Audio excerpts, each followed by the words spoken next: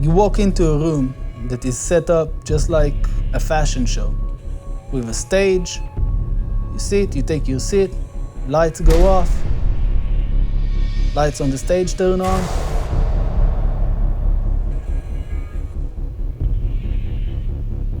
The girls walk on the stage, take their clothes off, and start moving around, just like a fashion show. All right, let's roll it, please. Action. We just concluded filming the scene on this stage, actually, where the girls were up here being auctioned off to these older, wealthy men. We knew they were acting and they were paid to look creepy and, look at us like we were pieces of meat, but it was still such a naked, exposed experience being up there like that and just being bought. We all had clothes on and everything, so, we didn't experience it at all the way the girls really do, because they're completely naked, walking along just like pieces of meat. It's a pretty dark scene. It makes you really uncomfortable, even just trying to imagine being in a scenario like that. The person in front of you is kind of up towards the corner before you start moving. Oh, okay, so you want... Is it a timid thing, or is it like we're showing off? Yeah, well, it's kind of like, you're timid and you're... Okay. Black this area here. Okay. It's terrifying that happens to girls who are really forced to walk across a stage like that naked, just hoping that some man will pay to have them as their sex slaves so they don't end up with a worse fate. What makes this scene so scary and was so awful to be in was that it happens every single day all around the world and nobody knows it.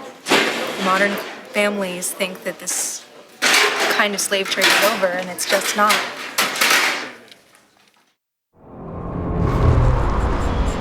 Fostuse într-un bloc locativ din Belgrad.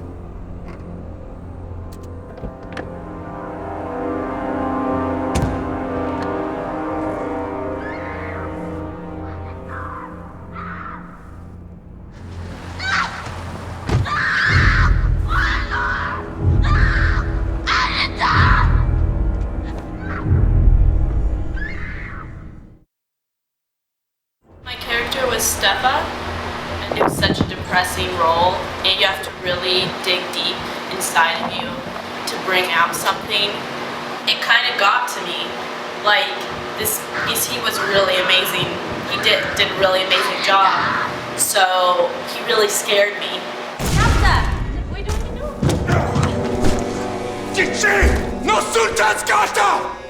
I was trying to get away, and he grabs me, and it's just like you can't do anything. You are like this weak person and you don't want to be weak. You want to escape, but you know that if you try to do anything, they'll either beat you or kill you sometimes. I got to the point where after when they said cut, I was still like kind of shaken.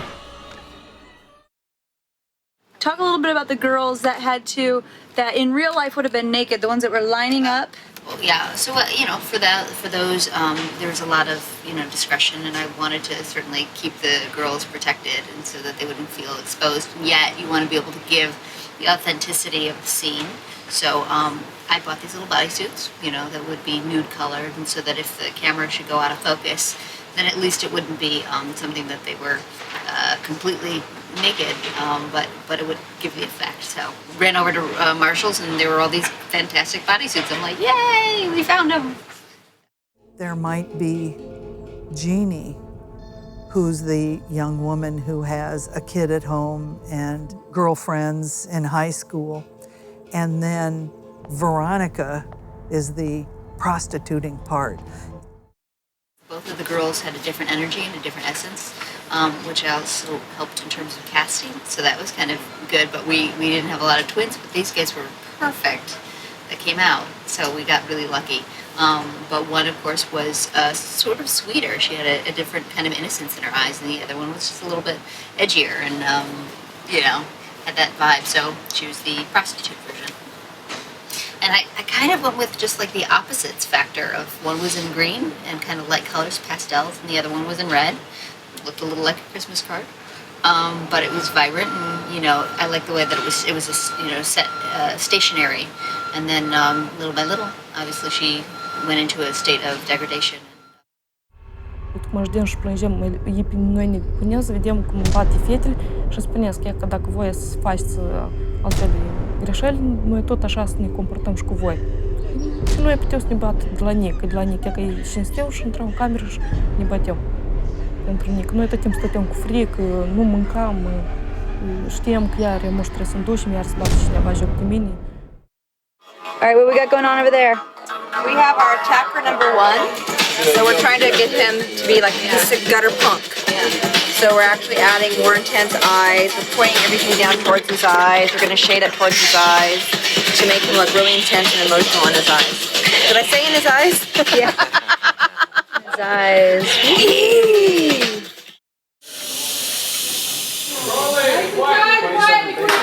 Pick one. We were forced to watch another friend of ours being tortured. Like, we were also worried that, we wouldn't be the next. We were like prostitutes. So it was very, very heavy thing to do. That's a cut! Thank you. Let's make sure we're holding the work during the roll, please. One pimp actually said, I have to thank those dads. They're the ones that started her out in her training, and I just picked up where the dad or the stepdad or the neighbor left off. There's a lot of truth in that. And that's where she's taught this is what she has to do in order to get the things all children want in life, which is love and affection. The scene that Caitlin did was a very intense scene. She was a little girl who was laying in bed while her father came in the middle of the night to do some really bad things to her. It was a very hard scene to watch, very intense, broke my heart to see it. She doesn't really know what went on in that scene, what it really portrayed, so that was kind of good. She just knew she was in there acting, having fun, and the cast was awesome that she was working with. There is no difference between legal and illegal prostitution. Pimps and traffickers are in both locations, and these are not guys who are interested in the normal social values. In this scene, I was standing on the street with my pimp watching over my back, and I had to get my customers. Being this person, it's like living in a nightmare. So, just trying to make myself as attractive as possible to whoever. I don't even care who comes my way, because what could happen if I don't get a job or don't give the money to this pimp, this horrible guy, then, I could get hurt. I've got friends right now that don't even want to continue, that are working in the sex industry, that are so sad right now, that are so hooked on drugs, that are so devastated with why they've done what they've done. And all their tricks think they're having a great time.